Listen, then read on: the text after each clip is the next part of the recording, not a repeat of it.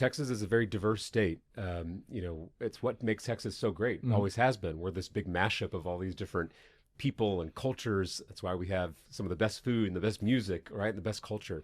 And it's why I love my state so much. But that is a threat to some folks who are in power, who don't want to see these rising, black and brown communities starting to exert their influence in the political process. And so I mentioned that grabbing these 5 seats is the goal. That's the what. We should talk about the how, though. The how they do that is by intentionally dividing communities of color, black and brown communities in Texas, to dilute their voting power. Right? There's a historic Latino neighborhood in Houston, Texas, that it's a pretty big neighborhood. So when it's in a congressional district, it can pick the representative of their choice. They may not pick a Latino rep, right? They may pick a black representative, a white representative, Asian American representative, but they get to pick as a community.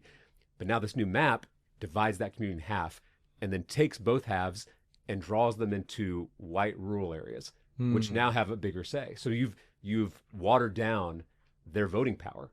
You've intentionally cracked their influence in the democratic process. So these maps are deeply racist, and it's something that all of us learned about in the 20th century. I'm not sure if everybody realizes it's still happening in 2025, and it's something, again, we should all reject because it's deeply un-American.